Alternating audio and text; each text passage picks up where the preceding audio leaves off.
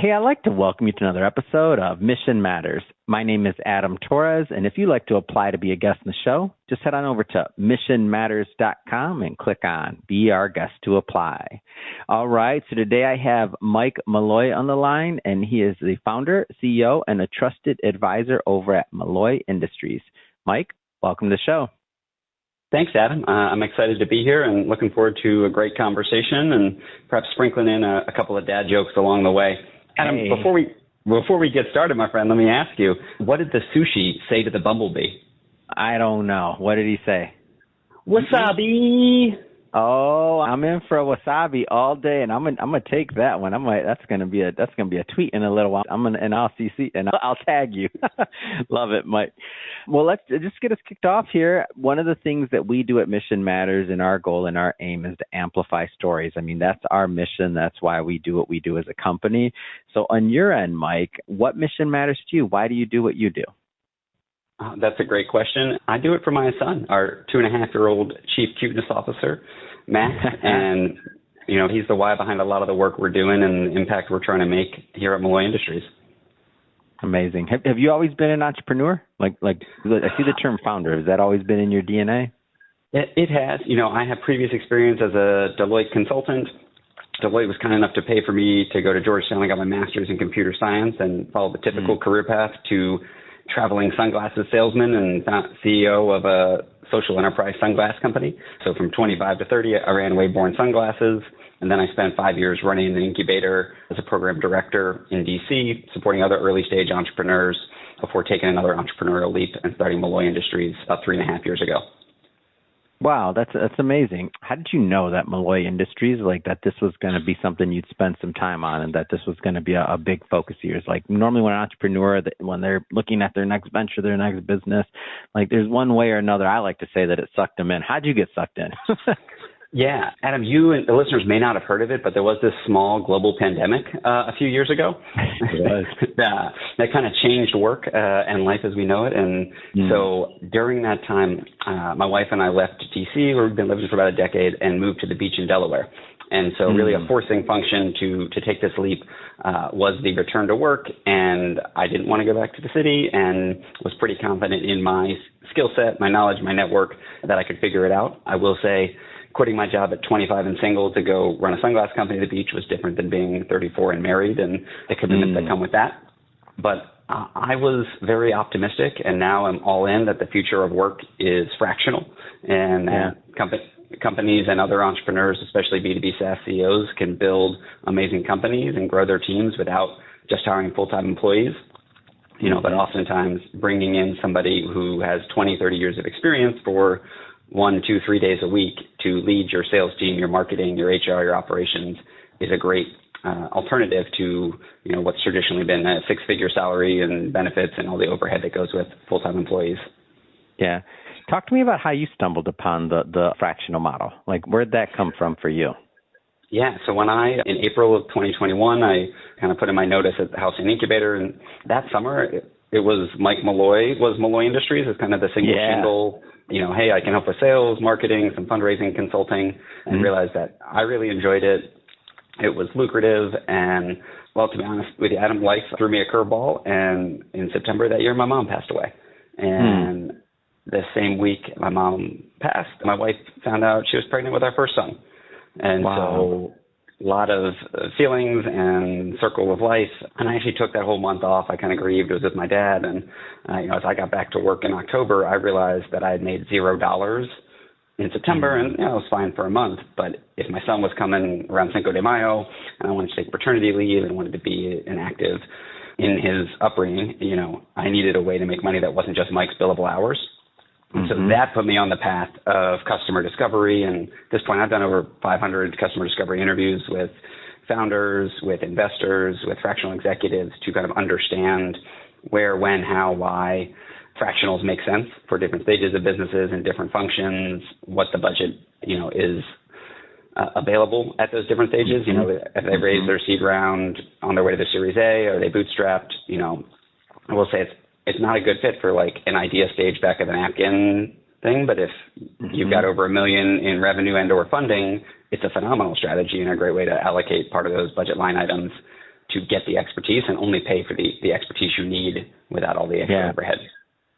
Yeah, I'm a huge fan of fractional work and fractional executives, and one of my biases towards it, and why I just love it, is because I've found that even and nothing against having a full-time employee and a full-time person in your company for this, and there's a lot of benefits, pros and cons, but for me, it's always the learning side of things. Like anybody that I've ever hired on a fractional side, somebody can learn when they're within your company, but then that kind of becomes their echo chamber, is your company and what you're doing. But when you have a fractional executive that's working maybe even across industries or across other things, there's just this, I don't know, there's probably a real business term for it. I just say soft value, whatever the real business term is. Somebody email it to me, or if you know it, Mike, say it. I don't know. But like this soft value that comes and these ideas that come from crossing different industries and different even sizes of businesses and learnings. I mean, that's not even in the billable hour, really. That's just the person you're getting if you're getting somebody great.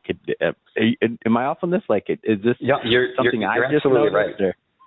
Yeah, you're absolutely right. And I think that's part of the magic is it's both historically, what types of clients and industries have they worked with throughout the career? And then even in that moment, like who are your active clients? Like I met earlier today with a real estate technology company that needs help with marketing.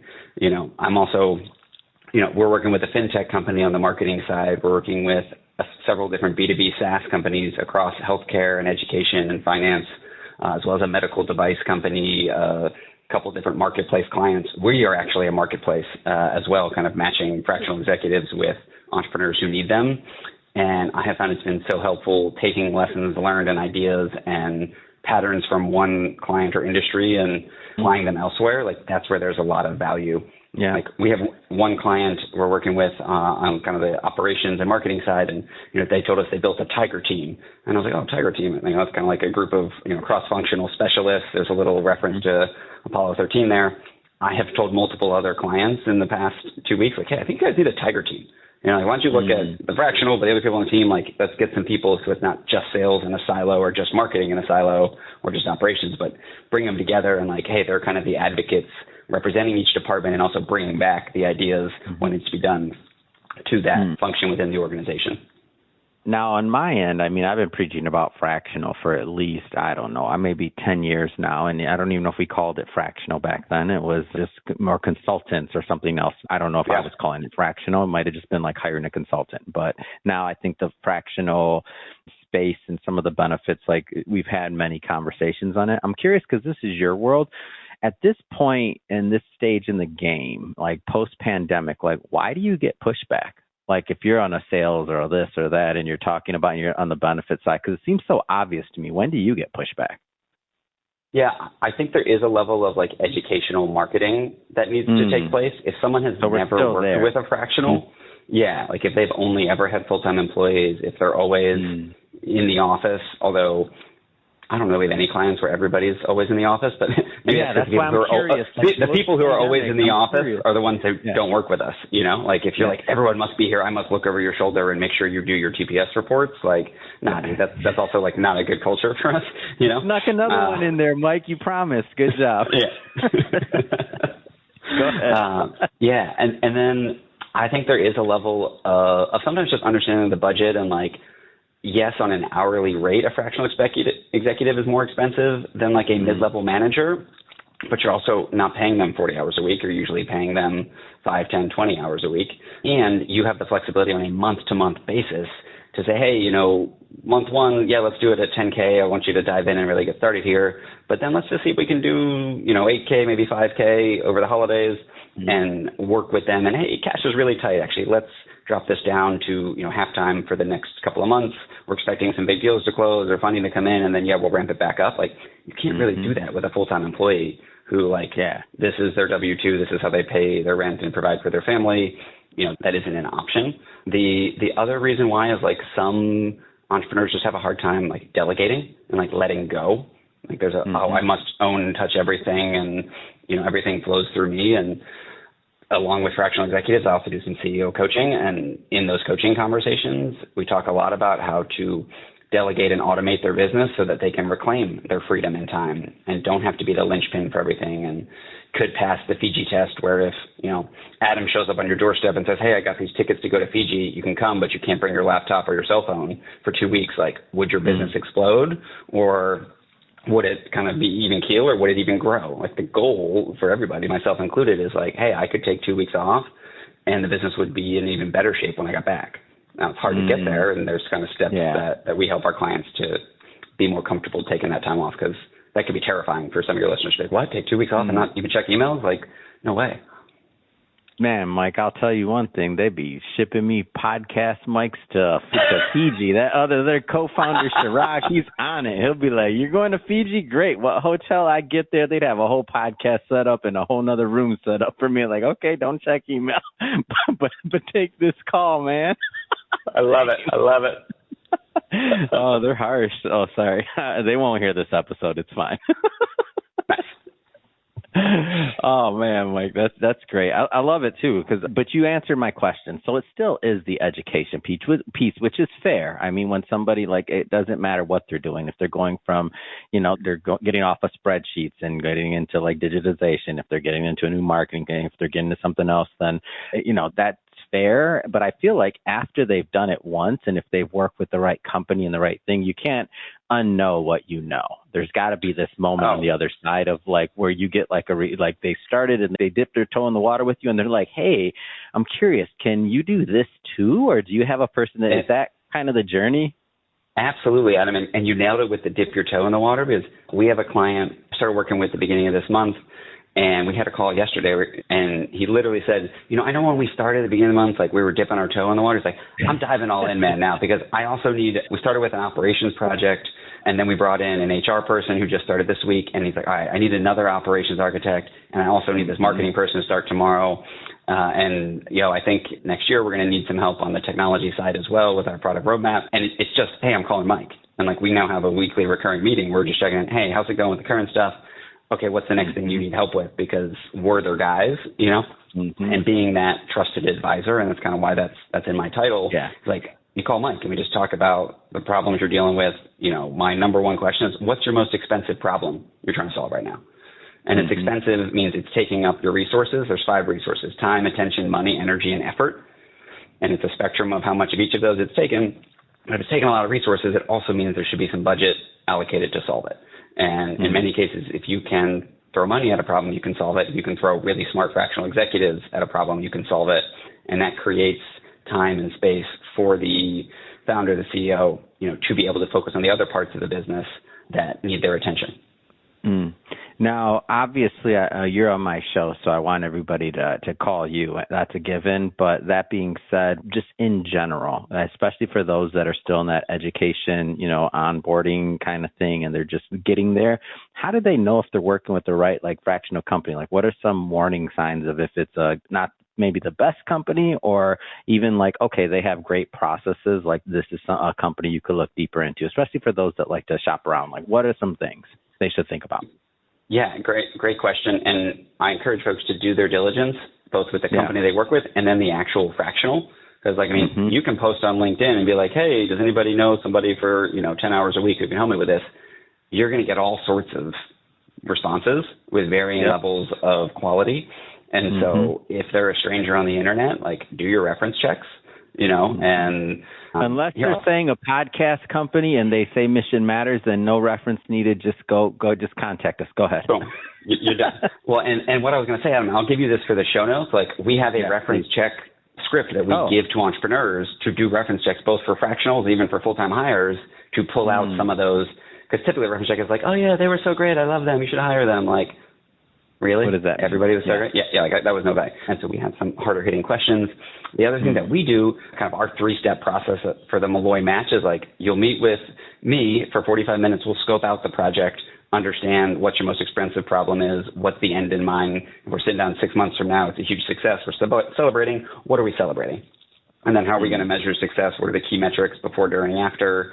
Context, who are the other key stakeholders involved, making sure we get their input on the front end as we scope it out, as well as on the interviewing decision-making process and who to work with. what's your timeline and budget? When do you want to get started? Is there an end date? Does this go on in perpetuity?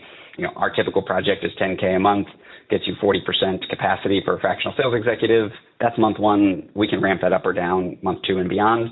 And then coming out of that one, we'll put that into our matchmaking algorithm to recommend 3 of our 308 fractional executives that we have. Mm-hmm. So they're all vetted. They've gone through a process with us. I would say the first 150 or so were people in my network. I've been in the DC, Maryland, Virginia startup community for 15 years. I know a lot of people worked at Deloitte, Georgetown, Boston College. As this has grown, though, I'm the fractional executive guy. And believe it or not, you can throw a rock and hit somebody whose neighbor wants to be or is a fractional executive. And so as friends of friends have come in, we've kind of built out a vetting process for them. We have a whole onboarding thing they go through. And with the first project we recommend them for, we're very, very hands-on from a customer success standpoint, making sure that the communication flows through, because we'll scope out the project, we'll recommend 3, we'll say, hey, Adam, here's your 3 candidates, Alice, Bob, and Charlie. Interview them. Let's meet again in 7 to 10 days. We can debrief how those interviews went and select who's going to be the best fit. We'll finalize the timeline, scope, and budget, and you can get started, the next Monday or the Monday after that. Because one of the values of these fractional executives is the speed to bringing them in and not having to take the 3 to 6 months to recruit, source, interview, vet, hire, onboard, train some full-time employees. And so in the interviewing process, it is largely an interview on culture fit, interpersonal communication. Do you like their vibe? And is this somebody that you want to work with? And in many cases, if it's a fractional sales executive, is this someone you would feel comfortable representing your business? If no, then don't pass go, don't collect $200. That's it. If yes, great. Maybe there's a second meeting. Maybe there's somebody else in your team that want to interview them. But what we do in that selections call is make sure that this is the right one. And then it's a collaborative Google Doc, basically, that we edit the scope of work together to make sure all 3 parties, Malloy Industries, the fractional executive, and the client, know exactly what's expected. Mm-hmm. And we have built out an end-of-week report the Malloy way, which we have all of our fractional executives at the end of every week email to the client and email to our chief of staff and me. Here's what I did this week. Here's what I'm doing next week. Here's where I'm stuck and need help from the client. I'm giving you access to a system or training, or you said you would send me that document. I haven't gotten it yet. And here are upcoming scheduling constraints. I'm off the whole week for Thanksgiving. Next Tuesday is my kid's birthday, so I'm taking the day off, Because what we have found over 3.5 years and almost 100 clients we've worked with, the issues arise when communication fails. And they're like, Ma, the meatloaf, what are you doing back there? They have no idea. That is a recipe for failure versus proactive. Here's what I'm doing. Here are the key meetings this week. Here's what we got in the books next week. And getting that clockwork creates a much more consistent experience. And then our customer success manager checks in monthly with the fractional, monthly with the client. How's it going? What can we do more of, less of, start doing, stop doing? And then I come in as a trusted advisor and do quarterly strategic business reviews with all of our clients, focusing a little bit on the past and the service we've been doing, but a lot more on the present and future state. Where do you want to go over the next 365 days? What do you need to accomplish in the next 90 days to feel more pride, confidence, and excitement in your business? Amazing. Mike, well, this has been a lot of fun. I learned a lot. I think this is going to be a great piece. It's going to play well with our audience, especially those that are out there that have been considering, the fractional side of things. They've heard me preaching it for years now, but still haven't dipped their toe in the water. That being said, if somebody's listening or watching this and they want to follow up and they want to learn more about Malloy Industries, how do they do that? Great. Well, one, they have to love dad jokes, which is why I'm going to ask you first, Adam, what did the yoga instructor say to her landlord when he tried to evict her? Be flexible? Well, good question. Actually, namaste. Oh, that's even better. Dang. Yeah, you got me. They can find out more at malloyindustries.com/pod, P-O-D.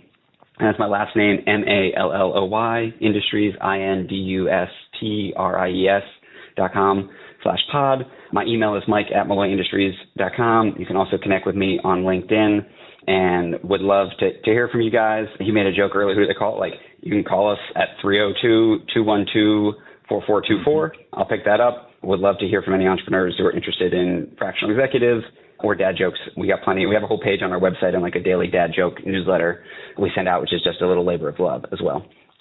Awesome. And for everybody listening, just so you know, we'll put the links in the show notes so you could just click on them and head right on over. And speaking of the audience, if this is your first time with Mission Matters and you haven't done it yet, hit that subscribe or follow button. This is a daily show. Each and every day we're bringing out you new content, new ideas, new education, and hopefully new insights along the way in your journey as well. So again, hit that subscribe or follow button. And Mike, really appreciate you coming on, man. And thank you for coming on the show. Thanks, Adam.